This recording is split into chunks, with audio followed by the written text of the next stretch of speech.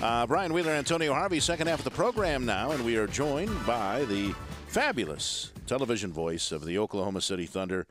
I've known him for years and years, going back to his days as a standout anchor and reporter and host in Chicago.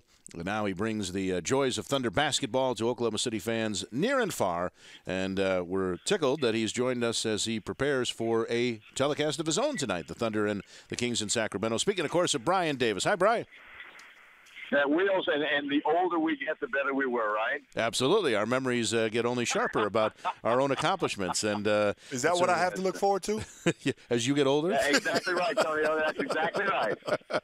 Well, speaking of accomplishments, the Thunder rolling with 7 straight wins coming into Sacramento tonight. Looks like they've gotten over the early season injury to Russell Westbrook, and all things are fine again with Kevin Durant and Russell once again forming the most potent scoring duo of any one club in the entire NBA. Yeah, you know what's interesting about that is that Russell's still not right on the offensive end of the floor. I mean, he'll be the first to tell you that. And the organization knew that as he returned from that knee injury, a lot earlier than a lot of folks thought, fellas, that it would take some time for him to get his total game together. But what he continues to bring is great defensive intensity, and that has made a difference. Thunder just got done with a 6-game homestand. They ran the table those 6, contributing to that 7-game winning streak. Russell's defense was a big part of that. Durant, the Kia Western Conference Player of the Month, to bookend Terry Stotts, is the Coach of the Month up there in Blazerland. And Durant it's very interesting. You know, he did not shoot well in this homestand, but he continued to produce close to 30 points a game because he did things like getting the free throw line. And on top of that, he averaged a half dozen assists in the homestand and just about 10 rebounds a game. Kevin Durant, in his, 7th season in the NBA, continues to evolve. And one of the things he's working harder this year than he probably ever has, guys, is getting his teammates involved. And it has paid dividends.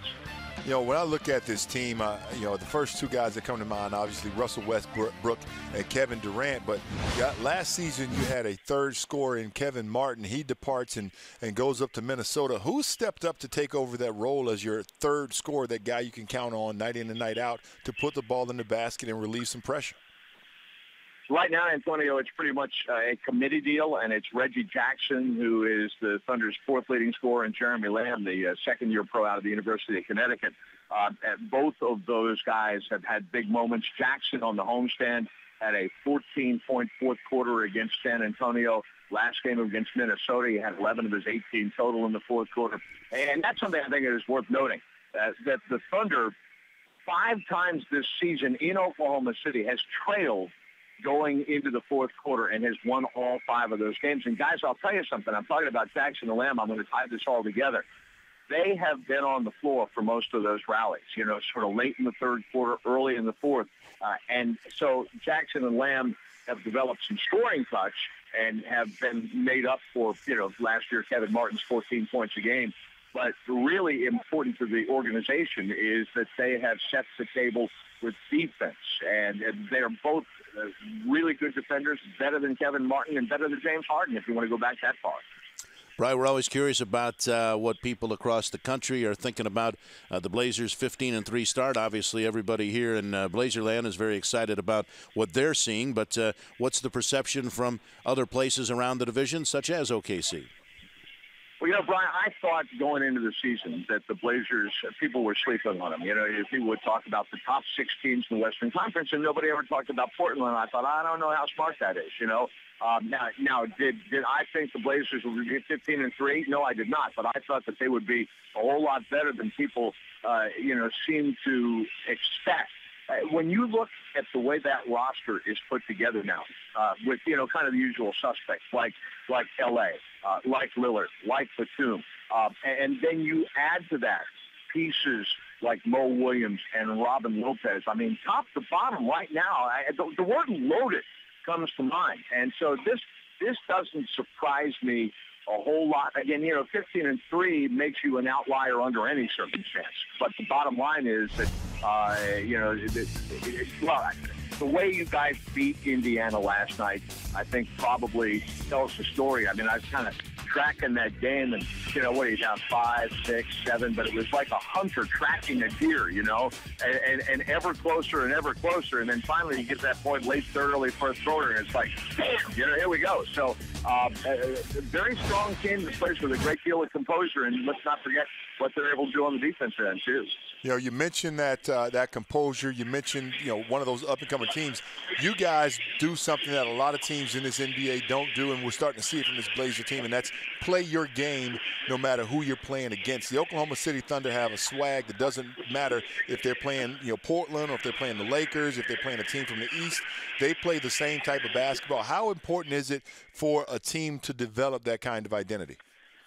It's really important. And, one of the things that Antonio, that the guys talk about all the time is the Thunder's offense really needs to come from its defense. That's, that they want the defense to be the signature piece of this team, and they're built for it. Every guy on the Oklahoma City roster has got, at times, ridiculous length. But I'll tell you, and when you look at that commitment to defense, you turn the guy over, you make a stop, you get a rebound, and this team is one of the fastest in the league. So, a team like San Antonio, for instance, got older legs. We saw last week, if the Thunder is able to get stops, turn them over, and run, older teams can't keep up with Oklahoma City. So, and not for nothing, after that game against Minnesota the other night, the Thunder's fourth quarter defense is actually below 40%. The opponent is shooting below 40%. Also, in the last 3 minutes of the first quarter and the first 3 minutes of the second quarter. But again, the bench is on the floor to a great degree. So, the Thunder has got guys that can set the tone, like Derek Fisher, like Nick Collison, who was fabulous in the second half the other night against Minnesota. So, the embrace is there, and when you have that, good things happen.